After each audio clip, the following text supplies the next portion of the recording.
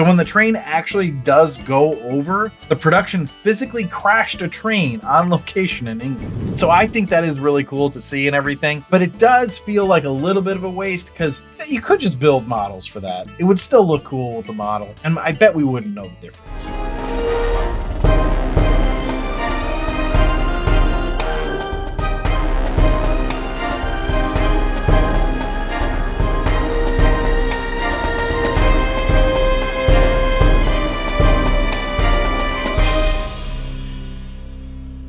Welcome back to The Rank. I'm John, and today we're going to be ranking Mission Impossible Dead Reckoning Part 1, starring Tom Cruise, written by Eric Jenderson and Christopher McQuarrie, who also directed it. If you're enjoying these rankings, or you just like the idea of getting a review of an action movie based on it being an action movie, please consider subscribing and or following, liking, and reviewing. Please put any of your questions, comments, or suggestions into the comments, or email the show. And if you super duper like it, consider becoming a patron at patreon.com/TheRankPodcast.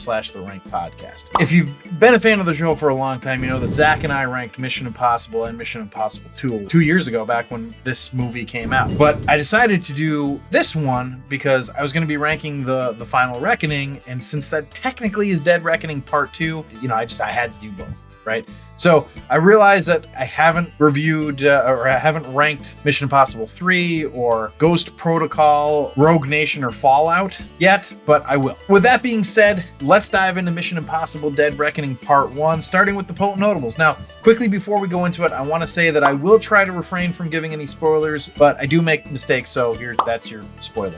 So as always, the potent notables start with the movie's financials. Mission Impossible Dead Reckoning Part 1 made $172.6 million domestically and $398.5 million internationally for a worldwide total of $571.1 million. Sounds like a lot, right? But this was against a budget of $291 million. So that budget is absolutely insane. So they say you have to double your budget in order to make money, and you'd think that over $500 million would be more than double, but it's actually not. So I still think this movie made money. It's probably considered just a moderate hit, which is crazy to say something like that about a movie that made $571.1 million. I'm sure it made less than Paramount was hoping for, but I guess we'll have to see if the Final Reckoning does any better. It was part of the largest Memorial Day box office weekend ever, which is pretty cool. Now, to keep going on the budget here, it was the delays because of COVID that caused the budget to balloon. So up until Mission Impossible The Final Reckoning, this was the most expensive Mission Impossible Tom Cruise and Paramount ever produced. Now, these big studios cover their asses by getting insurance for scenarios like this. They used a company called Chubb, who gave Paramount about $5.4 million for the delays, arguing that the cast and crew could still fulfill their duties to the production despite being infected with COVID-19. Now, Paramount ended up suing Chubb in 2021, and they settled the next year. Chubb ended up giving Paramount about $71 million for the delays, which in effect reduced its budget to $220 million. So knowing that, it does end up making decent money, right? I mean, that's more than double. I guess you're right. Yay, I guess. This was the movie set where the famous rant from Tom Cruise came from, where he yelled at everyone for not following COVID protocols. Of course, there still ended up being delays because of COVID anyway. And actually, while filming in Italy, 12 people on the set tested positive. As a result, when filming resumed in the UK, Tom Cruise personally paid £500,000 for an old cruise ship for the cast and crew to isolate on. When Ethan and Grace meet for the first time at the airport, Tom Cruise insisted on performing the magic trick with the two halves of the key practically. Despite numerous failed takes, the desired effect was ultimately achieved in camera with little to no visual effects. I'm curious what little to no means. Like, did he actually do it? Or if you listen to the potent notables from the first Mission Impossible from 1996, I talk about the magic trick he does there with the CD and how he insisted on doing it himself and learning how to do sleight of hand tricks. So this is really no surprise here, but in the other one, he was able to do it. So I'm curious, when it says little to no visual effects, was he not ever able to really fully get it? So let's talk about the train car stunts and scenes. Practical train cars were built and placed on huge hydraulic rigs constructed by the special effects department. These rigs could lift the carriage around 80 feet into the air and tilt it 30 degrees. Fraser Taggart, the film's cinematographer, said, quote, "The scene has the train moving like a caterpillar, whereas the weight goes over into the falling edge. It lifts the carriage behind and slams it down in sort of a zero-G moment. All the physical effects were quite incredible. Haley amazed me the first time she did the run with Tom. We're on safety wires, but we are 80 feet in the air with them. She and Tom have to trust everyone around them. She went for it on the first take and it was brilliant." So when the train actually does go over, the production physically crashed a train on location in England. So I think that is really cool to see and everything, but it does feel like a little bit of a waste because you could just build models for that. It would still look cool with a model, and I bet we wouldn't know the difference. But whatever, it's cool. Now, Esai Morales, who plays Gabriel in the film, actually replaced Nicholas Hoult, who was originally cast as Gabriel. So Hoult was forced to drop out due to a scheduling conflict with filming season 2 of Hulu's The Great, caused by the ongoing coronavirus pandemic and subsequent production delay. Aren't we all glad that we're not talking about COVID causing delays and all this other nonsense all the time anymore? You can say that again.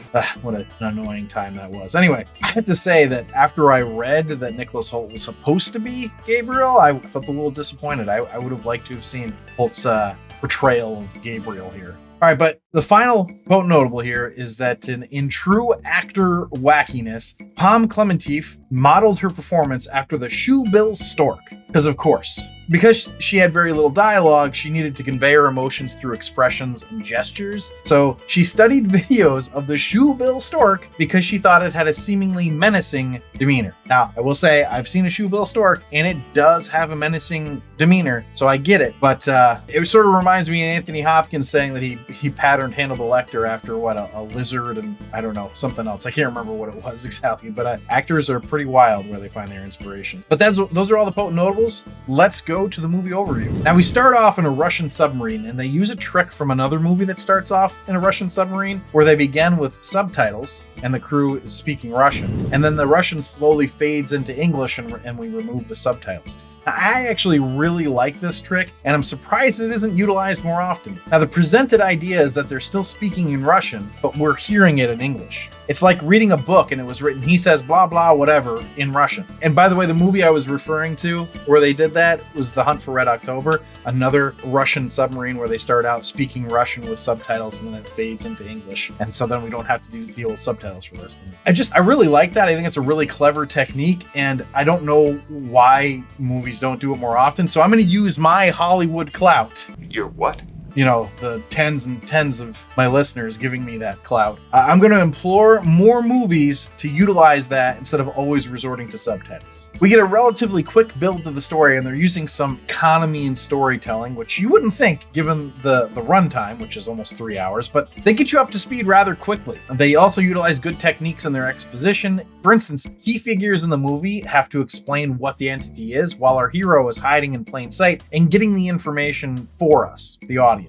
There are plenty of movies that use too much exposition or too little. Both are frustrating, but it's the ones that feel that the audience can't figure out anything that are more frustrating to me. This threads the needle well, of giving you a good amount of exposition, but not being like, look, dummy, here's the stuff we were talking about. Good old-fashioned stupidity. This is an area that the final reckoning, nay, Dead Reckoning Part 2, is unsuccessful. They make the mistake of trying to give us too much lore. So I've got another question. How has Haley Atwell not been a bigger star? She's fantastic. She's gorgeous. Aren't those the two prereqs for becoming a big star in Hollywood? I can't figure that one out. Anyway, she fits into the Mission Impossible universe really well and can handle all the action that's thrown her way. And there's lots of action. This movie continues in the tradition of jaw-dropping stunts and incredible action sequences, culminating in a heart-pounding final showdown. So many people are back. Luther, naturally, Ilsa Faust, Benji, even Kittredge from the original 96 movie. Kittredge was a lot of fun to see, and he continues to be weaselly. Everyone keeps you engaged in this movie, which is, again, shocking considering its length. It's also surprisingly funny. I especially enjoyed Ethan's reticence to perform the biggest stunt in the movie, which just Tom Cruise is a madman. All right, well, that's enough of the overview. Let's see how this thing ranked. Oh, wait.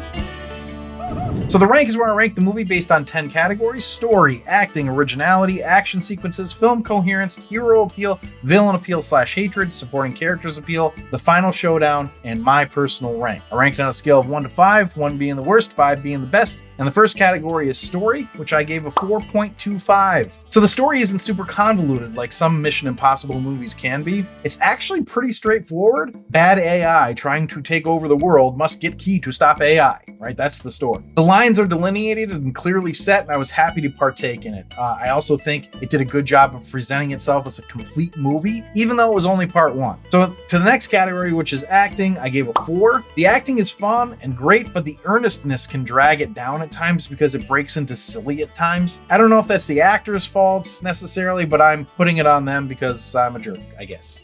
Still, 4 is a great score, so shouldn't be upset about that. The next category is originality, which I also gave a 4. If this were only based on stunts, it would be a 5 easy. The originality and uniqueness of this series' action sequences and stunt coordination is unrivaled in my opinion. As far as story originality, it's decently original. I mean, the whole AI takes over the world thing has been done a lot, but this is a unique enough perspective that it deserves some originality points. So on to the next category, which is, I mean, as we all know, is going to be its best. It's action sequences, which I gave a 5. I mean, what else can you say about this series of movies? The Mission Impossible movies. It's really the pinnacle of action sequences. It almost feels like this belongs at a 6. Like it should have its own ranking, because I don't know that anything else that I've ranked as a 5 can really be put at the same level as this. That's how impressive these action sequences are. So let's go to film coherence, which I gave a 4. And I might be giving this a higher score than I should because of having seen the sequel or second part a couple days before. I was so happy with how they put this together as far as coherence is concerned, compared to part 2,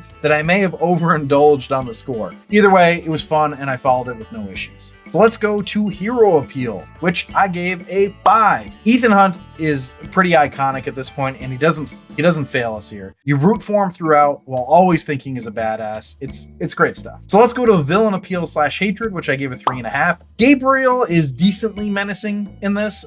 His arrogance and self-assuredness help with getting the audience behind rooting against him, but he's lacking in any real charm, good or bad, that compels you to really hate him. Still, he was pretty good. He was a pretty good bad guy, though I do wish I could have seen Nicholas Hoult in this role. Some alternate universe he did it, and I bet it's good. So let's go to supporting characters appeal, which I gave a 5. Benji, Grace, Luther, Ilsa, the agency guys chasing Ethan, Paris, Kittredge, the director of national intelligence. There are just a ton of supporting characters in this, and they're all engaging. I originally gave it a 4.5, but considering just how many characters this movie made you engage with and be interested in, it deserves a 5. So let's go to the final showdown, which I give a 4.25. So the final showdown is the final fight between Gabriel and Ethan. It's incredible to watch with amazing stunt work. However, it doesn't really give us a conclusion. So there's not as much catharsis as a final showdown should really give you.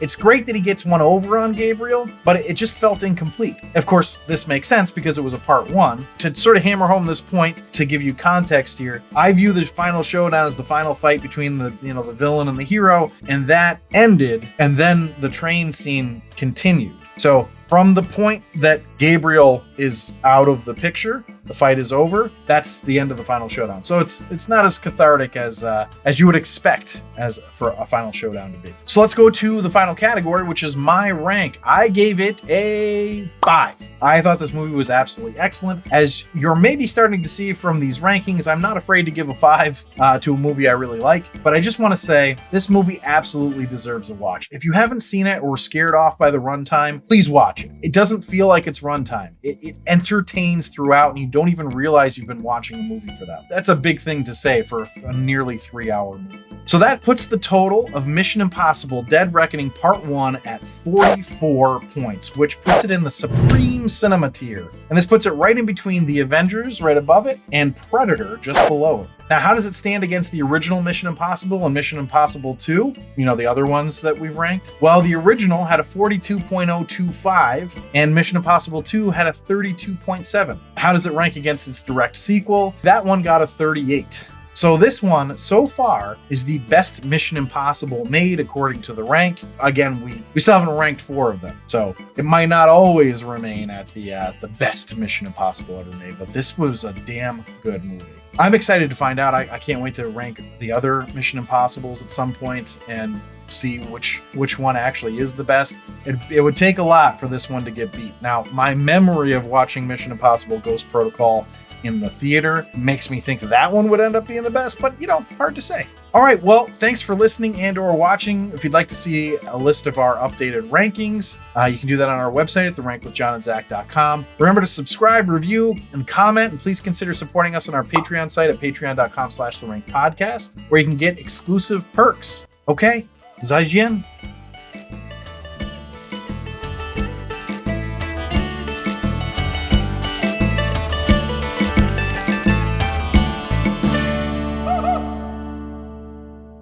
Now, I'm not sure if these... He's not moving. He's thinking.